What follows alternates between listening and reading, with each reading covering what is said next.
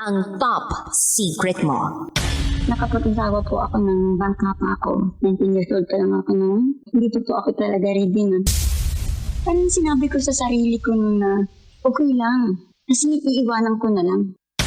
Ayoko na yun. Sasaktan na niya ako noon. Nabubugbog na niya ako noon.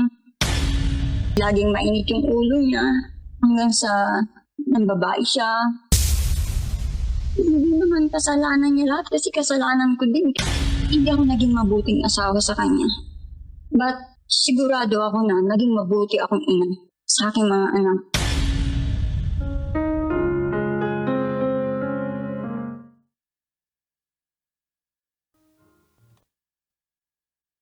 Magandang gabi mga kabisyo.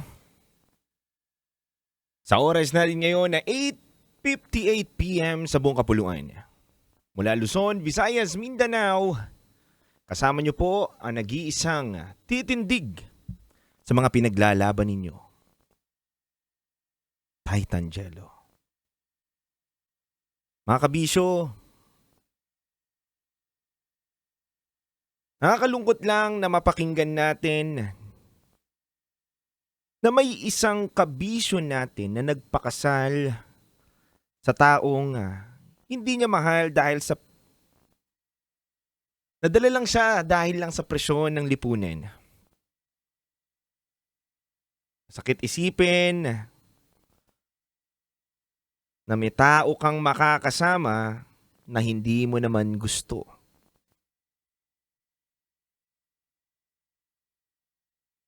Alam mo kabisyo, dahil daw sa kahirapan ng buhay, minsan nawawala na daw tayo ng choice. Sumasabay na lang daw tayo sa agos ng buhay na hindi naman natin gusto. Katulad ng isang caller natin sa Top Secret. Dahil sa kahirapan, naghanap ng taong masasandalan niya, ngunit hindi naman maganda ang naging resulta sa kanya. Imbis na ginhawa, pagsisisi ang kinauwian ng kanyang desisyon. Kabisyo, isa ka rin ba sa mga nakakaranas nito?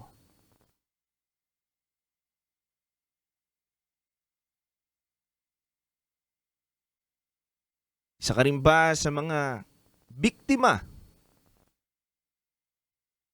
Biktima ng presyon ng lipunan, kaya ka napilitan magpakasal sa taong hindi mo gusto.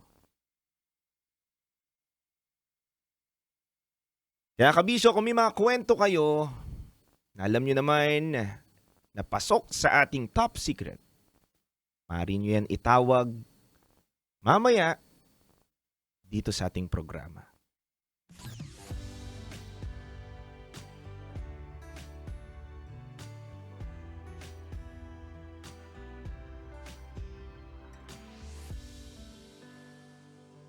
Mga kabisyo,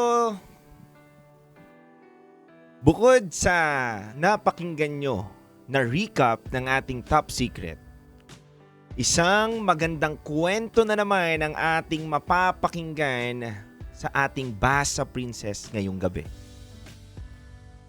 Kabisyo, alam ko naman na hindi na bago sa pandinig mo ang salitang kapit sa patalim.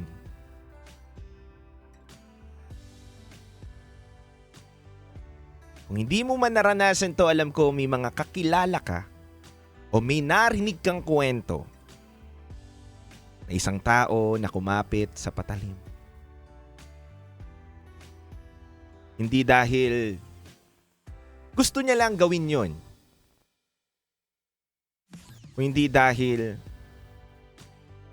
wala siyang choice at dala ng kanyang presyon sa sarili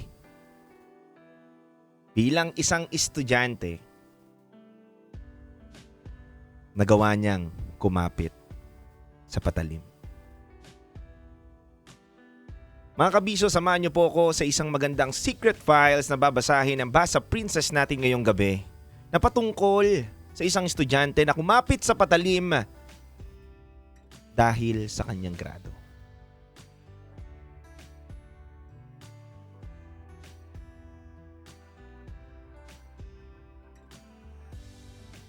Nakakalungkot man pakinggan na may isang estudyante na naman ang kumapit sa patalim